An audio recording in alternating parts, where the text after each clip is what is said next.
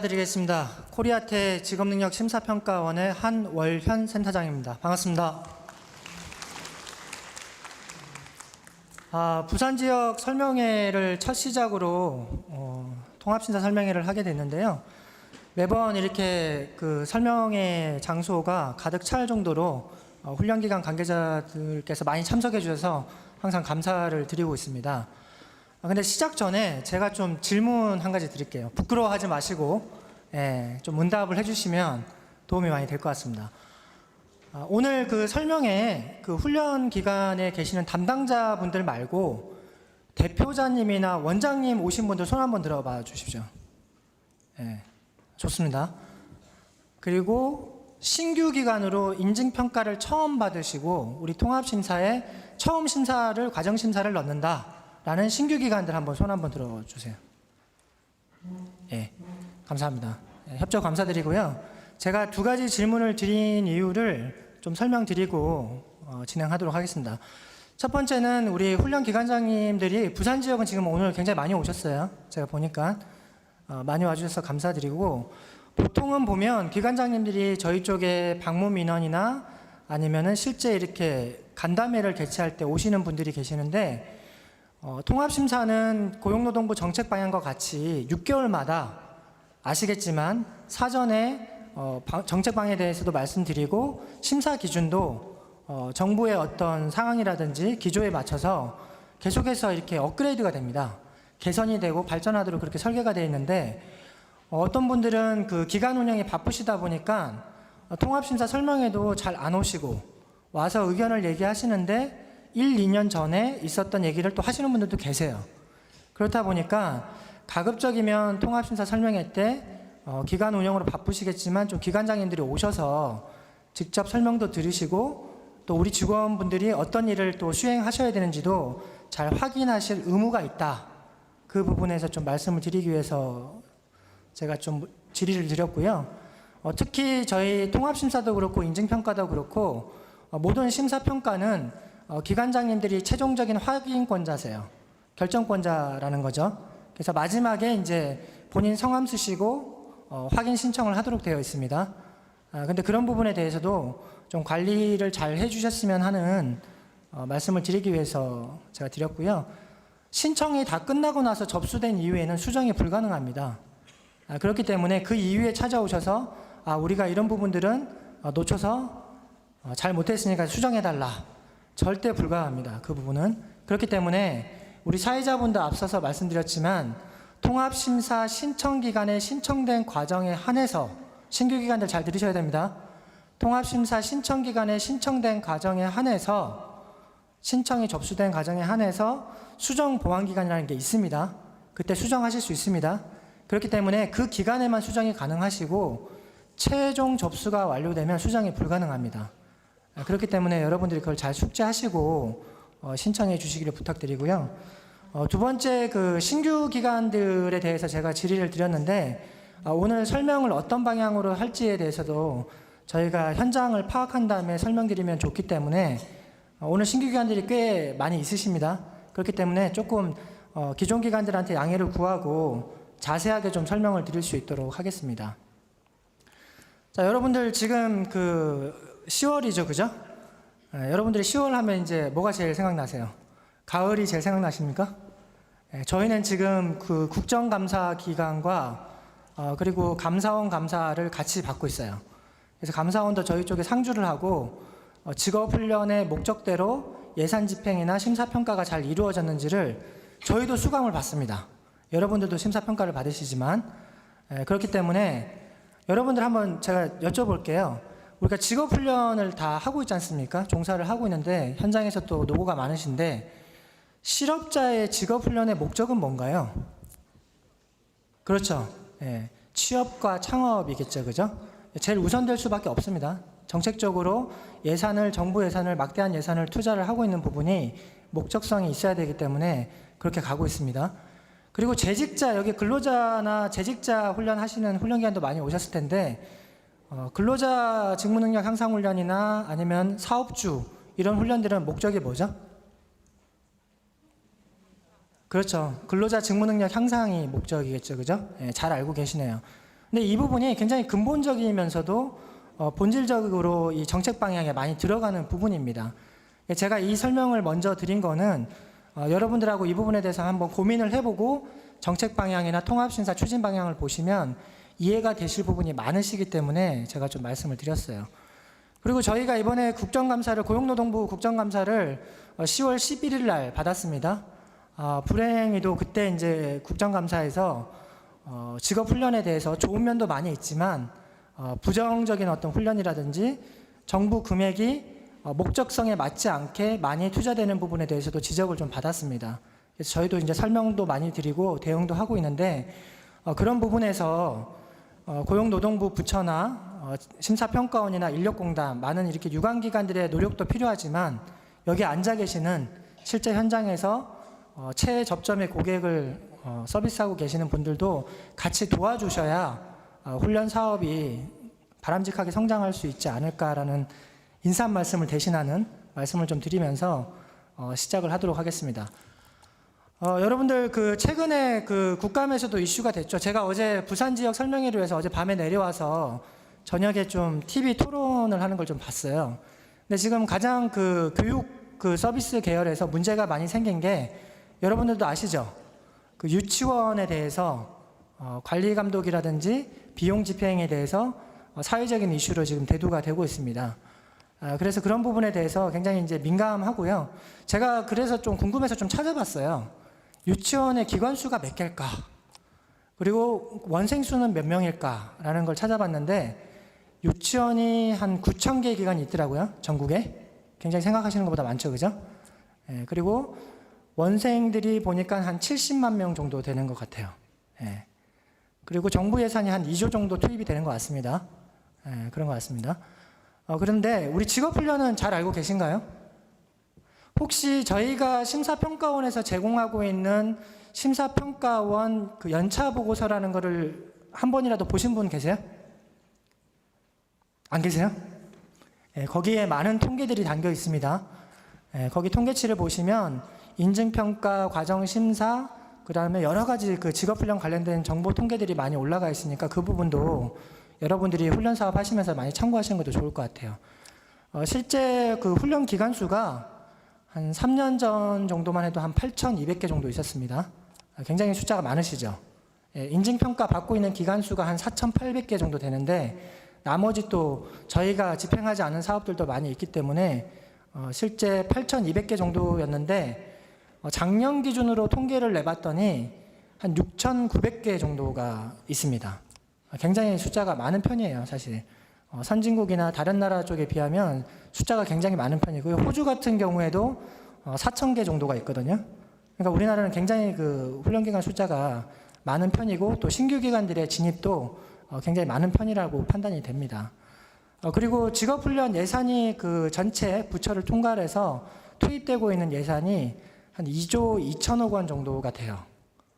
그래서 굉장히 막대한 정부 예산이 세금으로 운영되기 있기 때문에 저희가 더욱 면밀하게 잘 운영해야 되지 않을까라는 생각이 좀 듭니다. 제가 말씀드린 이런 자료나 통계들은 저희 심사평가원 홈페이지에 들어오시면 연차보고서에 다 공개가 되어 들어있으니까요. 좀 참고해 보시는 것도 좋을 것 같습니다. 자, 제가 설명드릴 부분은 직업능력 개발 훈련에 대한 정책 방향입니다. 아시겠지만 정책 방향은 주로 한 6개월 전에 사전 안내가 되고 그 이후에 이제 적용을 하는 것으로 주로 많이 설계를 하고 있습니다. 그래서 상반기 때 4월 달에 설명드렸던 사항들이 지금 이번 하반기 설명회 때 적용되는 부분들이 있고요. 그리고 이번에 안내해 드리는 부분들이 내년도 하반기에 의무화되거나 적용되는 사항들이 있습니다. 그래서 그런 부분들을 잘 체크해 주셨으면 좋겠고요. 제가 지금 설명드릴 정책 방향은 여러분들 갖고 계시는 자료에 별지로 있으실 거예요. 책자 말고 별지로 있을 겁니다. 그걸 기준으로 해서 보시면 됩니다. 4가지 상황에 대해서 말씀을 드릴 텐데요. 첫 번째는 훈련기간 품질관리 부분입니다. 두 번째는 훈련 과정에 대한 품질관리 강화 부분이고요. 세 번째는 국기훈련 개편 및 훈련 교강사에 대한 변경이라든지 이런 부분에 대해서 말씀을 드릴 겁니다. 그리고 마지막으로 훈련기간 관리감독 강화 부분에 대해서 설명을 드리도록 하겠습니다. 첫 번째는 그 훈련기간 품질 관리 부분입니다. 여러분들 뭐 운영하시고 있는 기관들은 잘 아시겠지만 그 실업자 훈련에서 관서별로 아마 계좌 쿼터가 8월달 정도에 아마 시행되신 걸 알고 계실 거예요. 그죠? 여러분들이 직접 현장에서 느끼시는 부분이기 때문에. 근데 앞으로 이런 부분들도 실제 관서별 계좌 발급 인원을 사전 배정을 해서 예산 및 고용 상황에 따라서 유연하게 좀 적용을 하겠다라는 게 지금 정책 방향으로 나와 있습니다. 특히 훈련생에 대한 훈련 상담, 과정 상태 시에 훈련생의 책임성을 좀 강화하기 위해서 훈련비 지원율 및 훈련 장려금을 지급을 조정을 검토하고 있습니다. 그러니까 쉽게 말씀드리면 훈련생 자부담이나 훈련생에게 주어지고 있는 훈련 장려금을 조정을 검토하고 있다. 이렇게 봐주시면 된다라는 항목입니다. 그리고 두 번째 이제 항목은 성과 중심으로 과정 심사를 강화하겠다라는 건데 여러분들 뭐 기존 기관들은 잘 알고 계시겠지만 뭐 신규 기관들을 위해서 좀 설명을 드리면 이전에는 통합심사 실업자가 과정의 적정성을 통과하더라도 지역 직종별로 물량이 사전에 배정이 되어 있었습니다. 그죠? 그래서 저희가 인력 수요 적정성이라는 심사를 했었는데 그 부분이 인력 수요 적정성 심사가 중앙 통제식에 하는 심사 방식을 폐지하고 지금은 수요자들의 어떤 선택이라든지 성과 부분, 훈련을 실시하신 성과를 가지고 지금 현재 평가를 하고 있죠. 과정의 적절성을 통과하더라도 성과 적정성을 통해서 과정 선별을 하고 있는데 이 부분에 대해서 실질적으로 심사 지표를 좀 더 상향해서 조정하겠다라는 겁니다.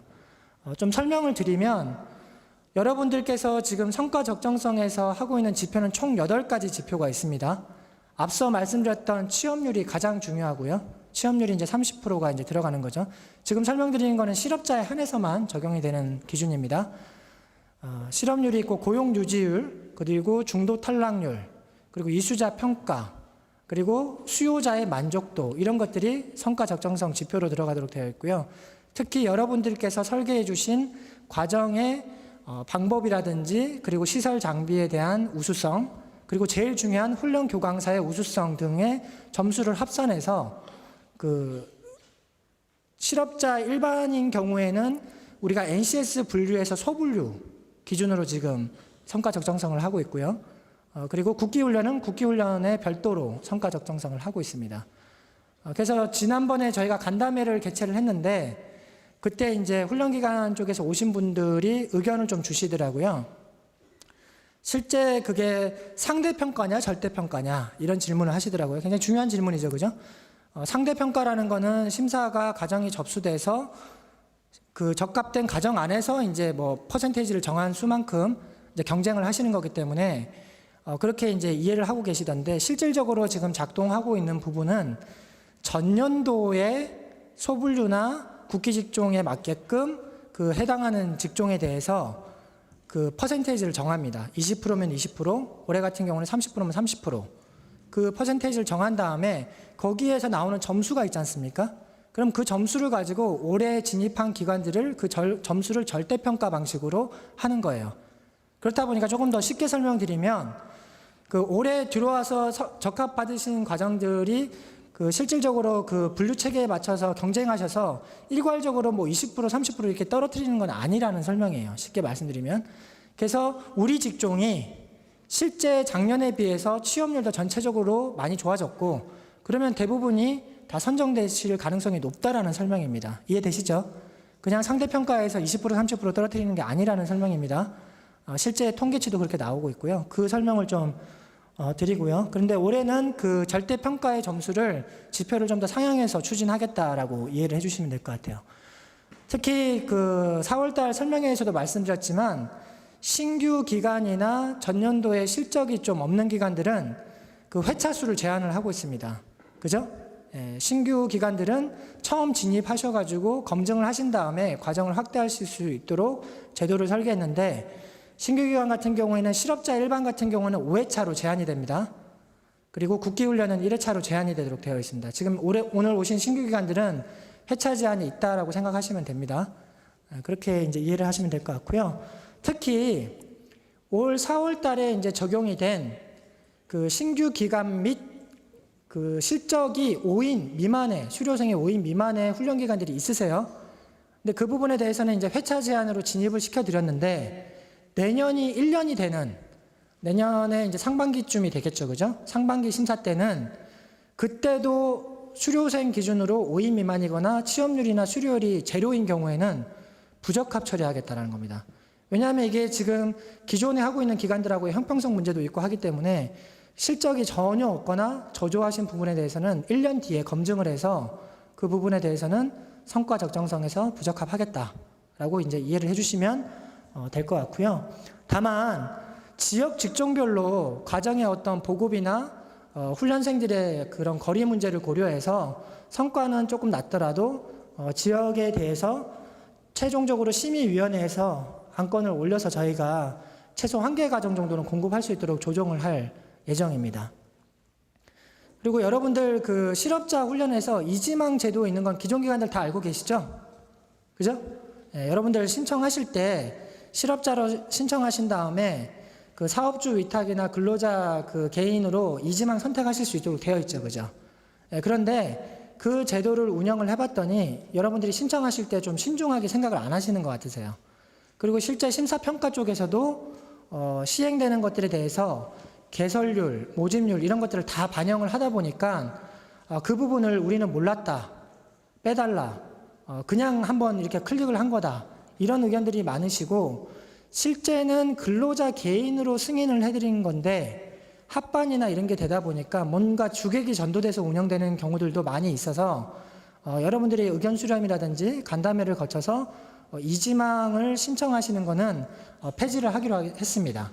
그래서 그 부분에 대해서는 실업자 훈련은 실업자 훈련 취지에 맞게 신청해 주시면 되고, 재직자 훈련은 재직자 훈련에 맞게 신청을 해 주시면 된다라는 뜻입니다. 그래서 아마 지금 이제 신청하실 때는 이지망 선택하시는 게 전산으로 막혀 있을 거예요. 그렇게 이제 이해를 해 주시면 되고요.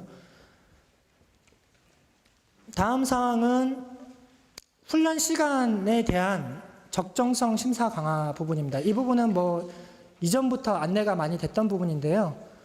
실업자 일반 훈련도 평균적으로 한 200시간 정도 수준에서 운영을 하셨었는데, 좋은 취지로 보면 그 NCS 도입이나 이런 거에 따라서 실습 부분이 좀 많이 강화되다 보니까 실제 한 300시간 평균적으로 정도로 여러분들이 운영하고 계시고, 국기 같은 경우에도 600시간에서 지금은 한 800시간이 조금 넘는 시간으로 평균적으로 편성을 하고 계십니다.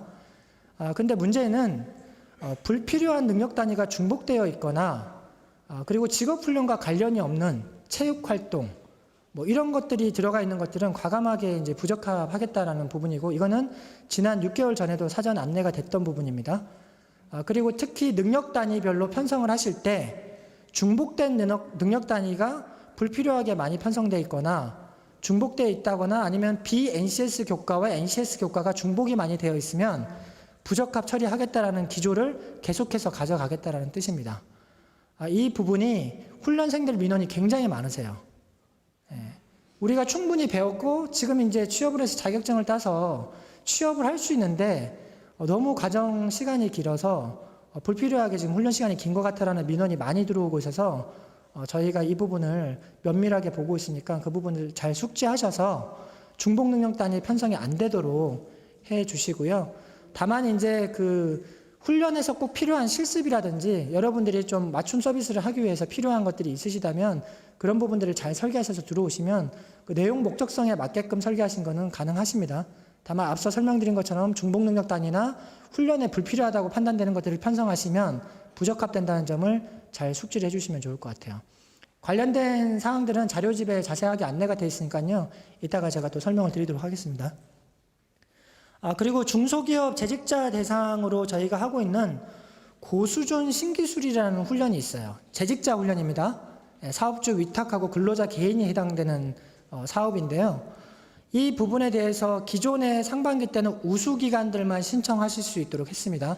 그러니까 지금 설명드리는 거는 좀 완화되는 부분입니다. 제가 그때도 설명드릴 때 검증을 통해서 좀 확대할 예정입니다 라고 설명을 드렸는데 그 부분이 확대가 된다고 생각하시면 될 것 같아요. 첫째는 우수기관만 신청하셨을 수 있었던 게 지금 일반 기관들도 신청이 가능하십니다. 그리고 이 과정을 신청하실 때는 기존의 재직자 훈련을 좀 실시한 기관들이, 경험 있는 기관들이 하셔야 돼요. 별도의 이제 심사 프로세스를 또 추가적으로 하셔야 되기 때문에 신규 기관들이 접근하시기에는 좀 어려움이 있으실 거라고 좀 판단이 듭니다. 그래서 잘 판단해 보시고 진입을 하셨으면 좋겠고요. 특히 기존의 신성장 분야의 8개 분야로 저희가 한정해서 과정 모집을 좀 했었었는데 이 분야를 전 직종으로 다 풀 생각입니다. 그게 이제 가장 큰 변화고요. 다만 NCS 수준은 고숙련 신기술이기 때문에 NCS 수준은 6수준 이상 편성된 과정만 해당이 됩니다. 그러니까 쉽게 말씀드리면 재직자 훈련에서 주로 이제 기술사나 기능장 뭐 이런 그 과정들이, 고급 과정들이 있지 않습니까? 그런 과정들 수준 정도로 생각하시면 될 것 같아요. 그리고 최신 어떤 트렌드에 맞는 4차 산업에 맞는 과정들도 직종에 해당됩니다. 다만 NCS 수준이 6수준 이상으로 편성이 되셔야지만 부적합이 안 될 수 있다. 이 부분을 참고하시면 되고요. 그리고 저희가 간담회를 좀 했더니 훈련 시장에서 이런 의견을 주시더라고요. 이게 우선 대상 기업들을 그 대상으로 하고 있습니다. 그렇다 보니까 이제 그분들만 모집해서 운영하기가 참 힘들다라는 의견을 주셨어요. 실제 현황도 그런 것 같습니다. 그래서 이번에는 합반도 가능하도록 설계를 했습니다. 다만 1000인 미만이나 1000인 이상의 대기업 같은 경우에는 사업주 위탁 훈련도 자부담이라는 게 있습니다. 그래서 그 자부담은 비율을 적용을 해서 합반이 가능하도록 그렇게 이제 설계를 했으니까 그 부분들 잘 숙지하셔서 전 직종에서 우리 직종은 지역 부분에 해당이 될 수 있다라는 부분에서 신청을 해주시면 될 것 같고요. 그러면은 우리가 그런 설계를 잘 했으면 어떤 혜택을 받냐라는 게 궁금하실 텐데 그 부분은 저희가 실비 심사를 해서 NCS 지원 단가의 300%까지 지원을 해드립니다. 그러니까 이제 과정 운영이 브랜드가 잘 되어 있고 훈련생 관리나 교과 운영이 잘 되어 있는 기관들은 좀 그 재직자 훈련 쪽에서 신청을 하시면 굉장히 도움이 되실 것 같습니다. 다음 사항은 창업 과정에 대한 적정성 심사를 강화하겠다는 겁니다. 여러분들이 아까도 말씀드렸지만 실업자 훈련의 정책적인 목적이 뭡니까? 라고 질문 드렸을 때 취업과 창업이라고 말씀을 하셨어요. 그죠?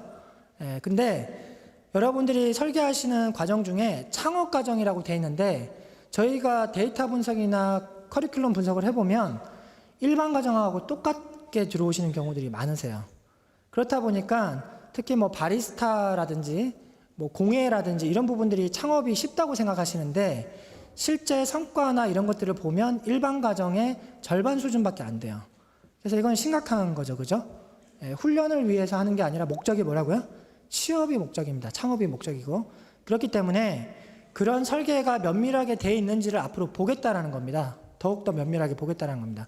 그래서 예를 들자면은 창업 과정에 해당되는 실제 필요한 상권 분석이나 회계 관리 뭐 이런 부분들이 잘 설계가 되어 있는지를 보겠다는 겁니다. 예시는 자료집에 더 자세하게 나와 있습니다. 그래서 그런 부분들이 포함이 되어 있지 않으면 이 부분은 창업 과정으로서 인정할 수가 없다라고 판단해서 부적합하겠다라는 뜻입니다. 그래서 그 부분을 잘 숙지해 주시면 될 것 같고요. 다음 사항은 이번에 처음 도입되는 사업인데 이것도 좀 잘 들으셨으면 좋겠습니다. 혜택이 많이 있는 부분이니까요. 좀 잘 들으셨으면 좋겠는데 영세 자영업자 특화훈련 과정을 시범적으로 올해 선정을 할 예정입니다. 여러분들이 그 공고문 다 읽어보셨으면 알겠지만 공고문에 그 영세 자업자 사업에 대해서 자세하게 좀 나와 있죠. 그래서 영세 자영업자들에 대해서 실질적으로 그 창업을 하실 분들이 아니라 이미 영세 자영업자로서 재직자의 신분이겠죠, 그죠? 그분들이 이제 계좌를 발급받으실 수가 있는데, 그 다음에 이제 특수 근로 형태의 분들, 예컨대 뭐 보험 설계사 분들이라든지 아니면은 학습지 교사분들이라든지 이런 분들이 이제 대상이 되세요. 그래서 이런 분들이 실제 계좌 카드 발급을 받고 계십니다, 실업자 쪽에서. 그래서 그분들을 위한 맞춤 과정을 실제 설정해서 들어오시면 이번에 심사 신청하실 때 실업자 쪽에서 그 부분을 체크하시도록 되어 있습니다.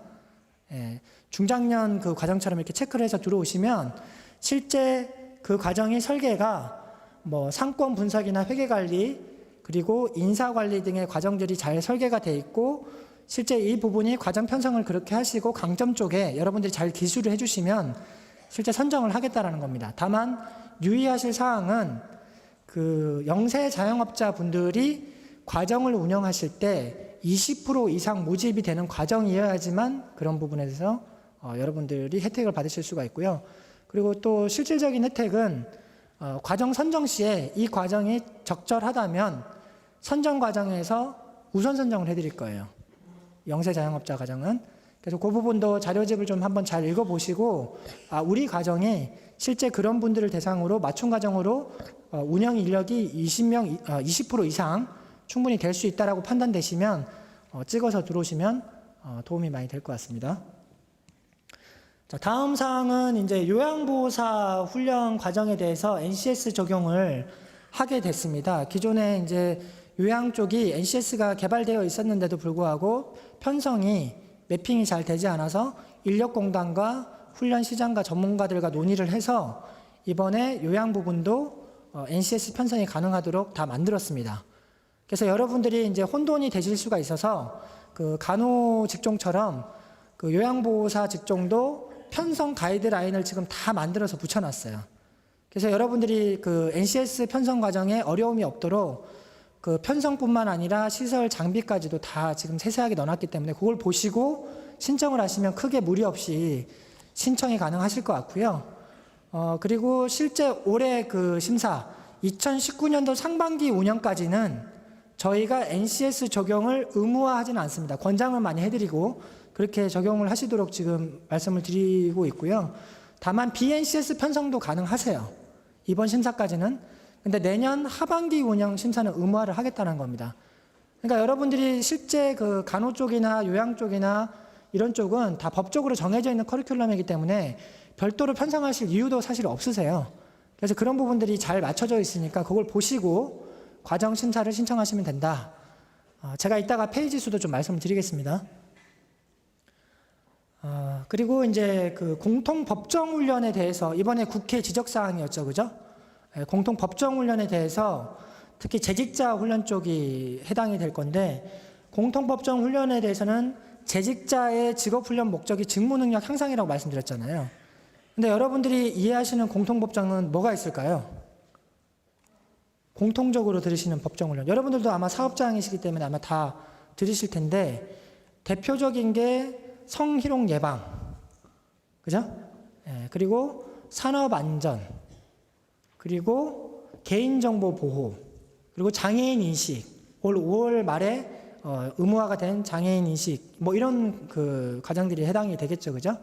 그 부분에 대해서 국회 지적도 있고 어떻게 그게 직무능력 향상이냐, 사업주가 의무적으로 실시해야 되고 실시하지 않을 때는 과징금을 내는 분야인데 직무능력 향상과 관계가 없다라는 이제 인식이 워낙 강하시고 그 부분에 대해서는 정부 지원금을 투자하는 게 바람직하지 않다. 이렇게 지금 설계가 됐기 때문에 이 부분에 대해서는 정부 지원을 하지 않을 예정입니다.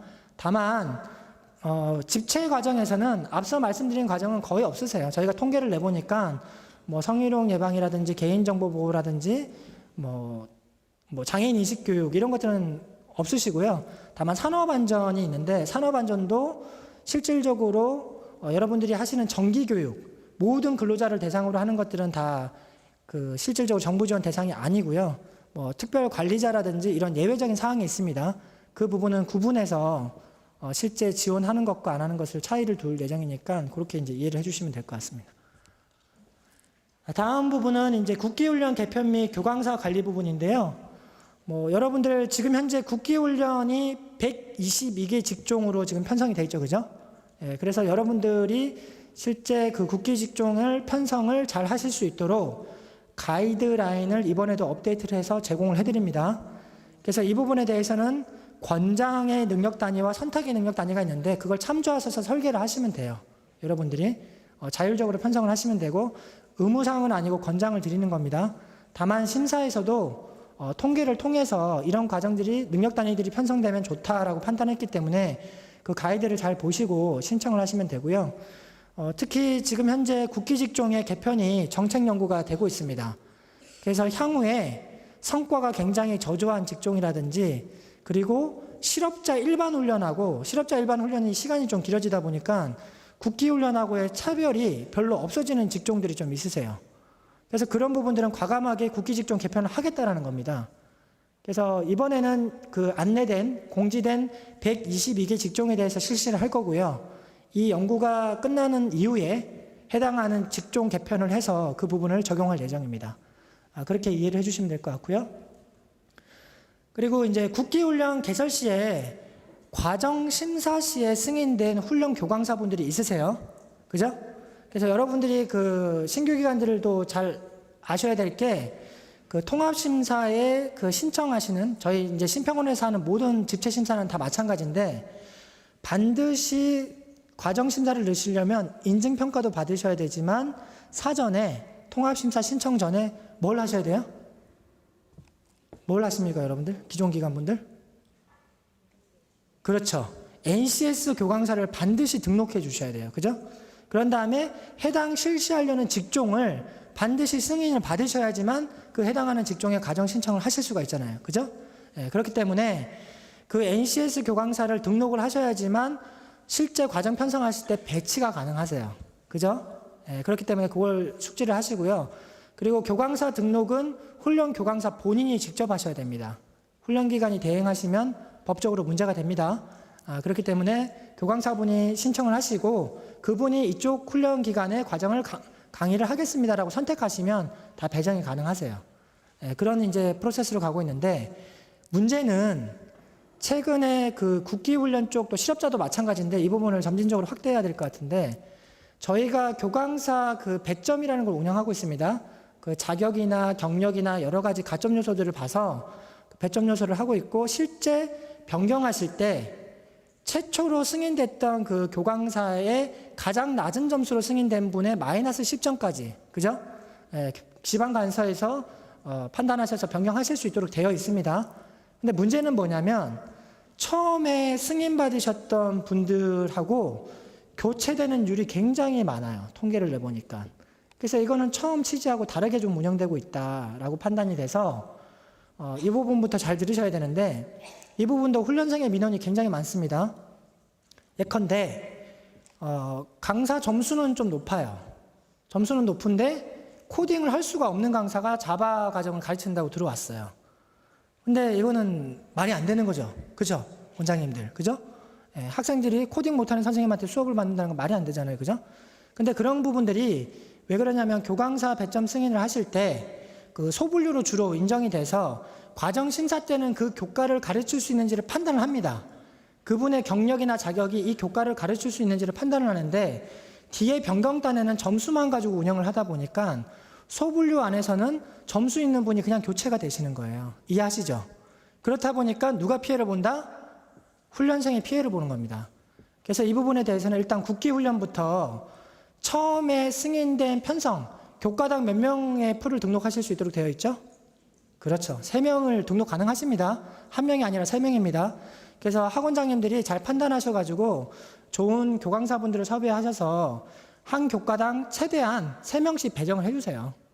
3명씩 배정을 하셔가지고 그 배정된 강사가 통과되시면 그 안에서 바꾸시는 거는 큰 문제가 없어요. 승인이 나시면. 근데 나중에 그 강사 풀이 아닌 다른 분을 교체하실 때는 앞으로 어떻게? 국기훈련에 대해서는 반드시 신평원의 심의를 거쳐서 교체하실 수 있다. 이게 지금 바뀌는 상황입니다. 그래서 그 부분을 잘 판단하셔서 신청하실 때부터 잘 신청을 해주시기를 부탁을 드리겠습니다. 그리고 이제 마지막 부분은 훈련기관의 관리감독 강화 부분인데요. 여러분들 아시겠지만 지금 출결 관리 시스템이 여러 가지 이제 뭐 카드라든지 아니면 지문인식이라든지 뭐 여러 가지 시스템이 있는데 지난번에 저희가 비콘에 대해서 안내를 드렸죠. 그죠? 그래서 여러 기관들이 도입을 많이 하고 계세요. 그래서 그 부분에 대해서는 2019년도 인증평가 때 저희가 우대를 좀 해드릴 예정이고요. 그리고 2020년도에는 이거를 의무화할 겁니다. 그렇기 때문에 여러분들이 미리미리 좀 도입하셔서 운영하시면 관리도 편하시고 지난번에 한국원의 그 설명을 들어보니까 훈련 기간도 훈련생 관리가 좀 수월하도록 그런 정보들도 제공을 하고 있으니까 좀 미루지 마시고 미리미리 좀 도입하셔가지고 운영해 주시면 좋을 것 같아요. 그리고 여기 이제 자료집에는 담겨 있지 않겠지만 이따가 저희가 전산 설명할 때 설명을 드릴 예정인데 올해 11월 달부터 전자시간표가 통합심사에도 적용이 됩니다. 전자시간표. 지금 여러분들 엑셀로 지금 등록하고 계시잖아요. 그죠? 그렇기 때문에 그 부분에 이제 전자시간표가 도입이 돼서 11월 달부터 시범 운영을 할 거고요. 내년 상반기에는 의무화를 하지는 않겠지만 내년 하반기부터는 의무화가 됩니다. 그러니까 그 부분도 좀 우수기관들 중심으로 전자시간표 해놓으시면 제가 그 설계하는 것까지 다 받고 이따가 설명도 드릴 텐데 굉장히 좀 그 편성을 잘 할 수 있도록 되어 있습니다. 시간표가. 그리고 뭐 복사 기능이나 이런 것도 잘 되어 있어서 한번 등록하신 다음에 뭐 업로드 방식으로 이렇게 효율적으로 일처리를 하실 수 있도록 되어 있으니까 그 부분에 대해서는 전자시간표를 11월 달 이후부터는 실시하실 때 좀 많이 활용해 주시면 이후에 의무화가 됐을 때 크게 어려움 없이 도입이 가능하시다라는 설명을 좀 드리도록 하겠습니다. 다음 사항은 통합심사 추진 방향인데요. 그 앞서 드렸던 정책 방향하고 거의 기조를 같이 합니다. 좀 더 세분화돼서 설명을 드리는 부분인데 이 부분에 대해서는 조금 더 자세하게 안내를 받으신다고 생각하시고 들으시면 되는데요. 본 자료부터는 이제 자료집을 보시면 돼요. 자료집을 보시면 되고 제 발표 자료에 상단에 우측 상단에 그 페이지가 나와 있으니까 그거랑 맞춰서 보시면 됩니다. 그래서 앞서 정책 방향이랑 기조는 같습니다. 훈련 성과 중심의 심사 체계를 좀 고도화한다는 것과 운영의 내실화, 그리고 훈련 과정 품질 제고와 표준화, 그리고 기타 의견 수렴 사항에 대해서 저희가 설명을 드리도록 하겠습니다. 아까 성과 적정성 심사 말씀드렸죠, 그죠? 인력 수요 적정성 심사가 폐지가 되고 성과 적정성을 하는데 지금 현재 과정 적정성 된 거에서 무조건 상대평가로 떨어뜨리는 게 아니라 해당하는 직종별, 국기 직종 정의별로 실제 성과가 높아지시면 그 직종은 많이 선정될 수 있는 절대 상대의 개념으로 지금 가고 있고 작년도에 비해서 지표는 좀 더 상향할 생각이다. 그래서 훈련 과정 공급이 성과가 좋은 과정들이 훈련생과 이런 쪽에 잘 보급이 될 수 있도록 하겠다라는 취지로 이해를 해주시면 될 것 같습니다. 그리고 좀 달라지는 점은 이 부분이 굉장히 중요합니다. 기존에는 성과 지표를 세부 항목들을 공개를 안 했었어요. 그죠? 근데 이번 심사하고 나서 결과치를 전체 평균 점수에서 여러분들이 몇 점을 받으셨는지 하고 아까 말씀드렸던 저희 항목을 다 공개해 드릴 거예요. 평균은 몇 점인데 우리는 몇 점 받았다. 그래서 여러분들 스스로 우리 훈련 과정이 어떤 부분이 성과가 부족한지를 아실 수 있도록 또 자정해서 그런 부분들을 개선 노력을 하실 수 있도록 그 결과를 다 공개할 예정입니다. 그래서 그 원장님들이나 이런 부분들에서 그 지표에서 평균 점수에 대비해서 우리 기관이나 과정이 어느 정도 수준인지를 확인하신 다음에 좀 잘하시는 부분이나 또 부족한 부분들이 보이실 거예요.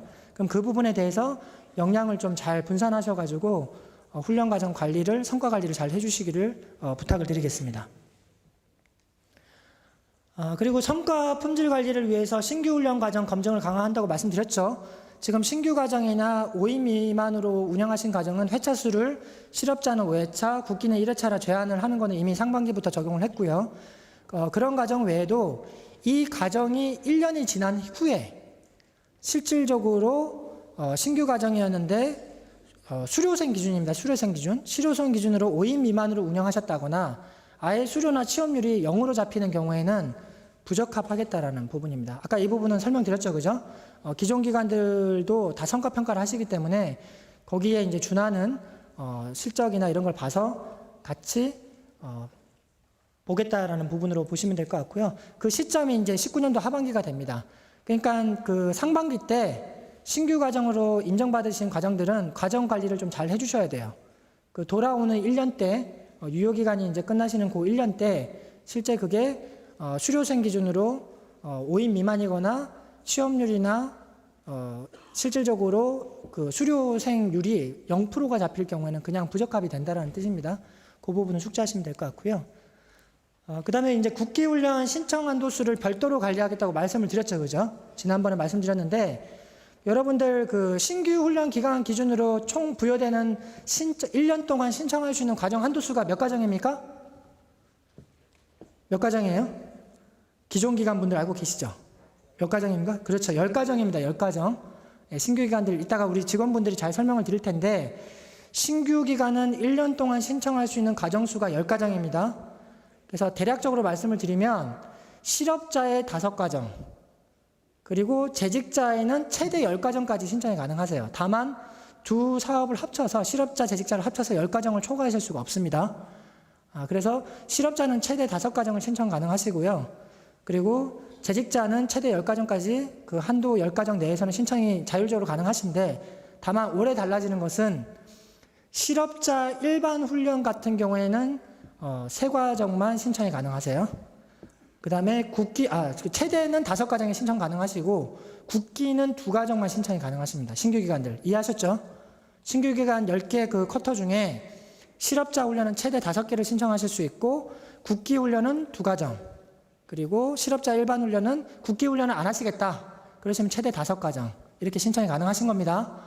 그 다음에 이제 기존 기관들은 잘 알고 계시겠지만 이번에 실업자와 국기 훈련을 분리해서 신청 한도수를 관리한다고 말씀드렸죠. 6개월 전에. 그래서 이번에 그게 적용이 됩니다. 그래서 설명드리면 실업자 훈련은 그 5개가 최소 미니멈을 말씀드리는 거예요. 5과정. 그 다음에 국기 훈련은 2가정이 이제 신청이 가능하시고요. 그 다음에 재직자 훈련은 실적 그 훈련 기간에 대해서는 10과정이 가능하십니다. 그래서 총 미니멈 가정 수가 17가정이 되시는 거겠죠. 그죠? 다만 행정 처분을 받으시면 2가 차감이 되죠. 그죠? 그리고 미개설 과정도 0.5가 차감이 됩니다. 그러니까 그 실질적으로 미개설 하시면은 신청 한도수가 차감된다고 보시면 될 것 같아요. 그렇게 이제 각각 관리를 하게 됩니다라는 설명입니다. 여러분들 이 부분은 어렵게 생각하실 필요가 없는 게 이미 시스템 들어가시면 신청하실 수 있는 한도수가 다 정해져 있습니다. 그래서 그걸 보시고 이제 신청을 하시면 되는 거고, 중요한 거는 이번에 설명드리는 게 2019년도 상반기 운영 통합심사기 때문에 하반기 때 물량을 어느 정도 배분하실 건지를 잘 판단하셔가지고 신청하셔야 돼요. 그죠? 네, 그래서 그 부분을 아시고 신청하시면 된다라는 부분이고요. 그리고 우수훈련 기관들이 우수훈련 기관이 지정이 되시면 과정 유효 기간이 3년 우수 기관들은 3년이 부여가 돼요. 과정을 승인을 받으시는 게. 그다음에 5년 우수기간, 최우수기간이 되시면 과정의 그 유효기간이 5년이 부여가 됩니다. 근데 그 부분이 이제 신청 한도수도 있고 개설률도 모집률도 있고 이렇게 심사에 대한 성과가 환류가 되다 보니까 본의 아니게 이제 역차별이 있을 수 있다라는 의견이 있으셨어요. 그래서 저희가 검토해 본 결과 그럴 수도 있겠다라는 판단이 들어서 현장 의견을 수렴해서 우수기관들의 반납제를, 그러니까 1년 이상이 되는 유효기간을 가지고 있는 과정에 대해서는 반납제를 내년도 상반기부터 실시를 할 예정이에요. 그래서 이런 취지가 왜 그 반납제를 받느냐면 실질적으로 우수기간은 혜택을 드린 건데 그 1년 뒤에 운영을 하다 보니까 NCS도 많이 업데이트가 됐고 개설률, 모집률이나 이런 것들 때문에 과정 편성도 좀 바꾸고 싶은데 그런 부분들이 계속 유지가 되는 부분들은 합리적이지 않다라는 의견이 맞는 의견이셔서 반납제를 훈련기관께서 해주시면 그 부분이 반납되는 만큼 한도수는 다시 늘려드리는 방식으로 할 예정입니다. 그래서 그 부분을 숙지하시면 될 것 같고요. 다만 주의하셔야 될 게 반납제 운영되는 기준은 승인받은 과정이 1년 이상은 초과하셔야 돼요. 당연히 1년 이후의 거만 반납하실 수 있지 1년도 안 됐는데 나 반납하겠어. 그러시면 사실 성과 적정성에서 떨어진 기관들이 피해를 보시는 거잖아요. 그죠? 네, 그렇기 때문에 1년은 초과하신 과정에 대해서 반납하실 수가 있다. 이렇게 봐주시면 될 것 같고요. 그 다음에 이제 훈련 운영 내실화 부분인데 개설 운영 지표 내실화를 통해서 부실 훈련을 좀 방지하겠다는 부분인데 지난번 4월달 통합심사 때 제가 말씀드렸죠. 그때 우리 훈련기 시장에 계시는 분들도 많이 공감을 해주셨는데 정말로 가정 운영이 5인 미만으로 되면요 실제 지도 점검이나 나가 보면 부실 훈련이나 부정 훈련이 굉장히 수치가 높습니다. 실제 훈련 교강사분들의 인건비도 드리기가 어려운 상황들이 많으세요. 그래서 저희가 가능하면은 좀 적정 인원수가 모집되시면 좀 운영을 해 주십사 하고 부탁을 드리고 있고요. 그 부분에 대해서도 5인 이상 모집 과정만 앞으로 개설 과정 수로 인정을 해드릴 예정이고요. 그리고 실제 앞서도 말씀드렸지만 신청 한도수 부분에 대해서도 성과 적정성 부분에 대해서도 저희가 수료생 기준으로 5인 이상이 되셔야지만 저희가 산정을 하고 있으니까 그 부분들 유의하셔가지고 너무 그렇게 적은 인원에서 운영을 하셔서 실제 기간 운영도 안 되신대요. 인터뷰를 해보니까. 그렇기 때문에 가능하면은 인원을 잘 모집해서 운영해 주시기를 바라고요. 실제 모집률이나 이런 부분들이 성과들이 많이 관리가 되다 보니까 모집률이 계속 평균 과정당 모집률이 많이 증가하셨어요. 실업자 훈련도 그렇고 많이 증가를 하셨습니다. 굉장히 바람직한 방향이죠, 그죠?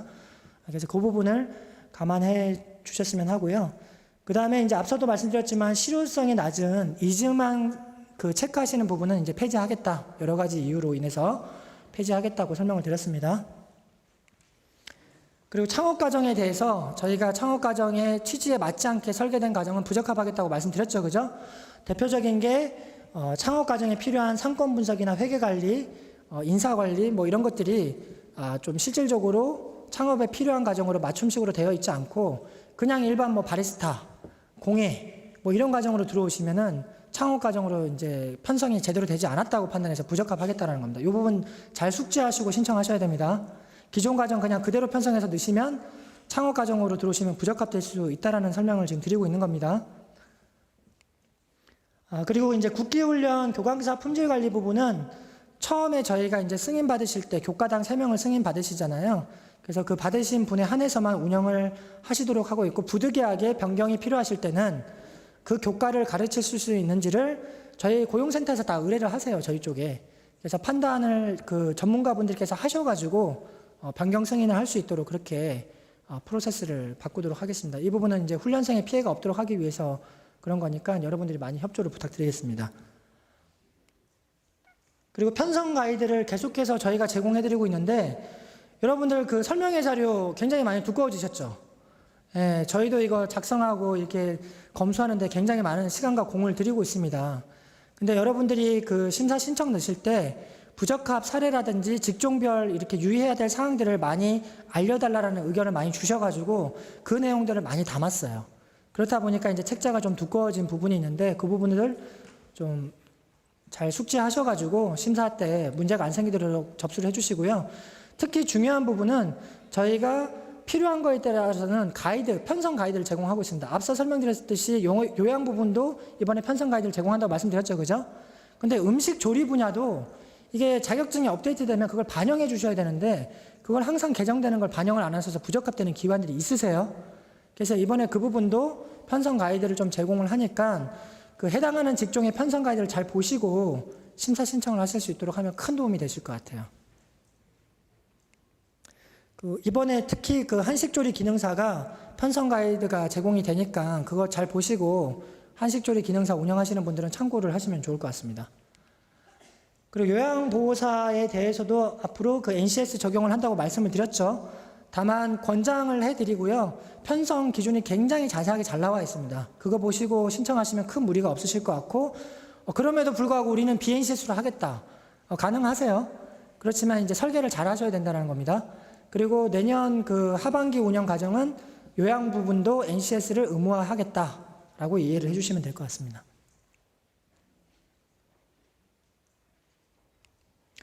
그리고 재직자 훈련에 대해서 고수준 훈련 말씀을 드렸죠, 그죠? 그 아까 말씀드렸듯이 우수 기간만 제한했던 걸 일반 기간도 풀고 6수준 이상으로 설계된 고숙련 과정에 대해서는 정부 지원금을 얼마? 그 실비 훈련을 최대 300%까지 지원을 해드리겠다라는 부분입니다. 그래서 상반기 때도 그 심사를 넣으셔가지고 우수 기관들이 적합되신 분들이 계세요. 그래서 지금 과정 운영을 하고 있습니다. 4차 산업에 해당하는 과정들을 그 재직자 훈련에서 하고 계시는데 이 부분을 좀 더 일반 기관들도 하실 수 있도록 시범 사업 이후에 좀 확대를 했다라고 생각해 주시면 될 것 같아요. 근데 저희가 심사를 통해서 이 분야나 직종이 적절한지를 볼 겁니다. 제가 예를 좀 들어서 죄송한데 요양보호사 과정의 직무 법정 교육을 우리는 고수년 신기술로 하겠다. 될까요, 안 될까요? 여러분들 안 됩니다.